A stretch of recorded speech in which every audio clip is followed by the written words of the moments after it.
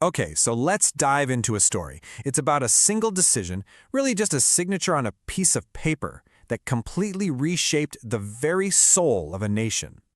I mean, just think about that for a second. We're not talking about some huge battle or a dramatic victory on the field. Nope, this was just a choice that would echo through all of history. So what happens when a leader finally decides to draw a moral line in the sand? So, you see, this is way more than just a history lesson. This is the story of a huge shift, a turning point. It's the moment a nation, literally at war with itself, started to fight for something so much bigger. All right, so to really get why this moment was so huge, we've got to go back. We need to understand this deep conflict that was, tearing America apart right from its very start. And this is the central contradiction of early America. On one hand, you've got this incredible, revolutionary idea of liberty for all. But on the other hand, well, there's the brutal reality. For millions of enslaved people, that word, freedom, it was just that. A word. It meant nothing. And look, this wasn't some abstract political debate happening in a fancy room somewhere. No, this was about actual human lives. The country tried to look the other way, they tried to make compromises, but an injustice this big, it doesn't just go away. It just builds and builds until something has to give. And eventually, it broke. The whole thing just shattered. The division wasn't about state lines on a map anymore.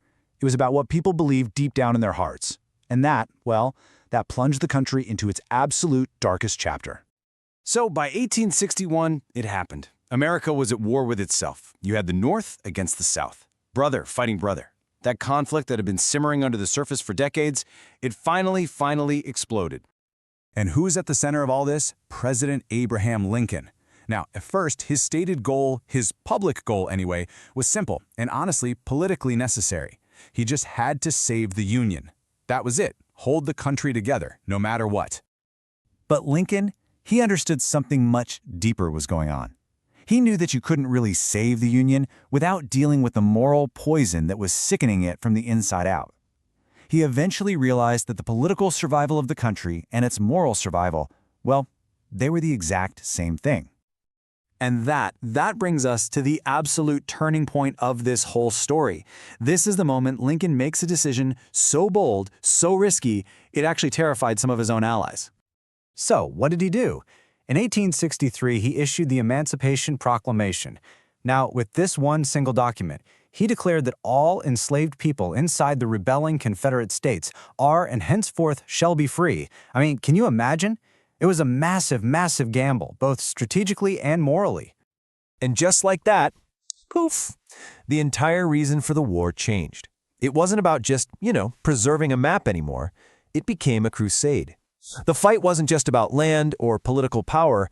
Now it was officially a fight for human freedom. And the impact was, wow, it was immediate. It gave hope to millions, it inspired black men to join the Union Army and fight for their own freedom, and it completely changed the moral stakes of the war for the entire world to see. Now, the proclamation didn't end the war, not by a long shot, but it made sure that from that day on, it was going to be a totally different kind of war. Okay, so the proclamation was the beginning of the end, but it wasn't the end itself. Think of it more like the first domino to fall. It set off this chain reaction that would, finally, bring the entire institution of slavery to its knees. So you have this chain reaction, right? It starts in 1863, when the whole moral purpose of the war shifts. Then, just 2 years later, in 1865, the brutal war finally comes to an end. And in that exact same crucial year, the 13th Amendment gets passed. And that didn't just free slaves in the Confederacy, it abolished slavery across the entire United States, for good. You know, this whole saga, it proved something incredibly powerful. It showed that a nation, even one that was built on a massive contradiction, can actually look itself in the mirror, face its darkest truths, and still make the choice to change. Now, of course, ending slavery didn't magically fix everything and make America perfect overnight. Not at all. The road ahead was still incredibly long and hard, and it teaches us a really important lesson. Real, meaningful progress, it's almost always painful. It comes from a whole lot of struggle and sacrifice. But it's such a powerful reminder, isn't it? That even when things feel impossible, when the odds are stacked against you, the fight for what's right, the fight for justice, is always worth it. So why are we talking about this now? Why does a story from the 1860s matter to you and me today? Well, because it's not just about dates and old documents, right? It's about the ongoing struggle to actually live up to our ideals. And that's a struggle that is absolutely still happening. So, we're left with this question. The chains that were broken back then, they weren't just made of iron. They were limitations on what the future could even be. And that really makes you think, doesn't it? In what ways are we still fighting for a more just future today? And what can a story like this teach us about the kind of courage it takes to make real, lasting change?